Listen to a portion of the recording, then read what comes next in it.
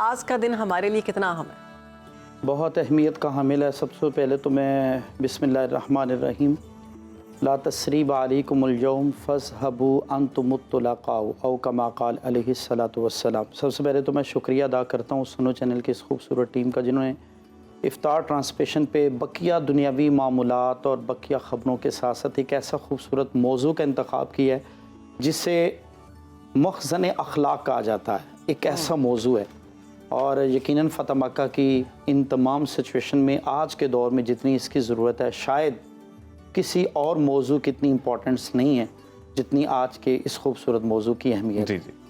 اور میں یہاں پہ یہ کہنا چاہوں گا، جیسا کہ رانا عظیم صاحب نے بہت خوبصورت انداز میں بیان کیا کہ 20 رمضان المبارک 8 ہجری بمطابق 10 جنوری 630 عیسوی، یہ فتح مکے کا وہ عظیم فتح ہے جسے اسلام کی فتح عظیم کہا جاتا ہے۔ بالکل ماشاءاللہ۔ اور میں رانا صاحب یہاں پہ یہ کاؤنٹ کرنا چاہوں گا، ہم آج جس دور سے گزر رہے ہیں، فتح مکہ ایک طرف، اس کا پس منظر ہمارے سامنے، غزوہ بدر ہمارے سامنے، ازواج مطہرات، ازواج النبی، آل محمد، اصحاب محمد کے وفات اور وصال بھی اس ماہ مبارک کے اندر ہمارے سامنے۔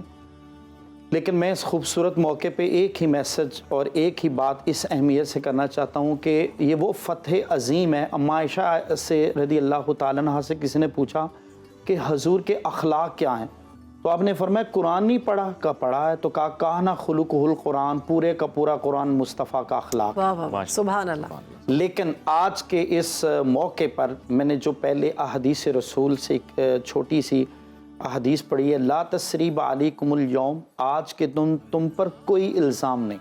صحیح۔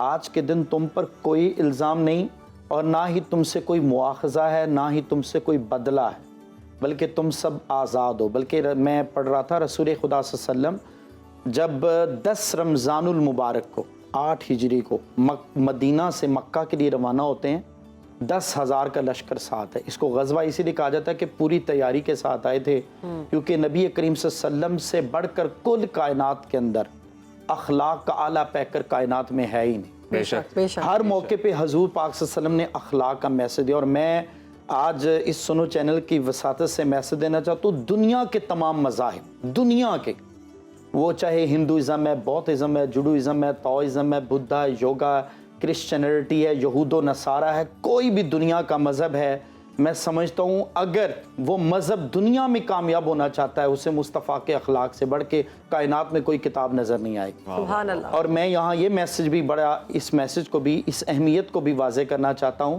کہ رسول اللہ صلی اللہ علیہ وسلم جب مدینہ سے روانہ ہوئے تو صحابہ نے عرض کی، یا رسول اللہ صلی اللہ علیہ وسلم ہم مکہ روانہ ہو رہے ہیں؟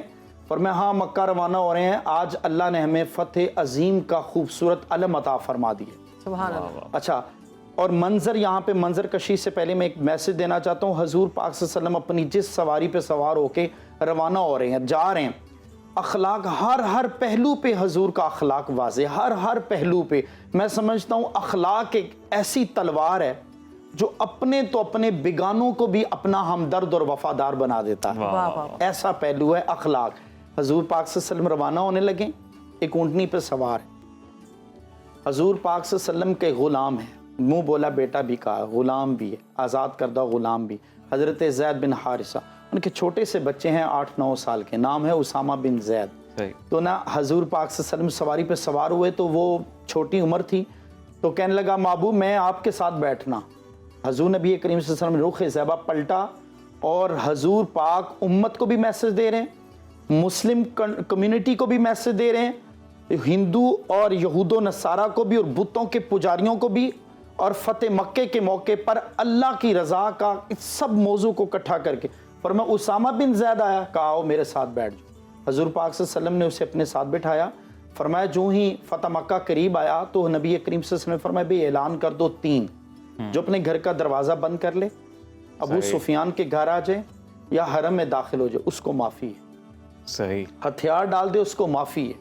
تو ابھی مکہ قریب ہی پہنچ رہا تھا، تو وہ جو بچہ تھا، ایک غلام کا بیٹا، ایسے سر اٹھا کے نہ اوپر دیکھتا، تو نبی کریم صلی اللہ علیہ وسلم نے فرمایا اسامہ بن زید بیٹا بیٹھ جاؤ، ابھی مکہ قریب آنے والا۔ اتنی محبت اور چاہت کا انداز محبت تھا کہ دیکھنے والے کی آنکھوں میں آنسو آ گئے کہ واقعی یہ وہ نبی ہیں جو نبیوں میں رحمت لقب پانے والے، مرادیں غریبوں کا بر لانے والے، اپنے پرائے کا غم کھانے والے، غریبوں کا ماوا، یتیموں کا والی، اتر کر ہرا سے سوئے قوم آیا، پھر ایک نسخہ کیمیا ساتھ لایا۔ یتیموں کا بھی مولا ہے، غریبوں کا بھی والی ہے، اور غلاموں کا وہ آقا ہے۔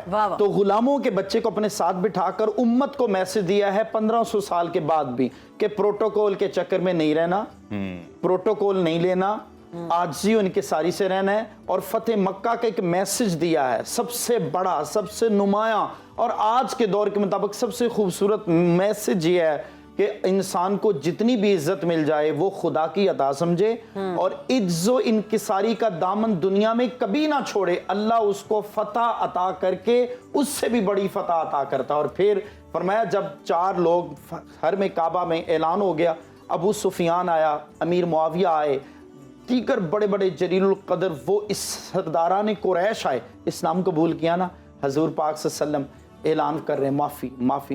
تو کہا کفار تمہیں پتہ ہے آج میں کیا اعلان کرنے والا ہوں؟ کہا آپ رحمت للعالمین ہیں، آپ کرم کریں گے، آپ رحمت کریں گے، آپ معاف کر دیں گے۔ نبی کریم صلی اللہ علیہ وسلم کا درہ رحمت جوش میں آنکھوں سے آنسو آئے اور سر جھکایا ہے، سر جھکا کے بلال کو کہا بلال کعبے کی چھت پہ چڑھ جاؤ اور جا کے اذان دو۔ صحابہ نے بڑا بڑا کہا یا رسول اللہ بڑا موقع ہے، آج فلاں کو موقع ملنا چاہیے، فلاں کو ملنا چاہیے۔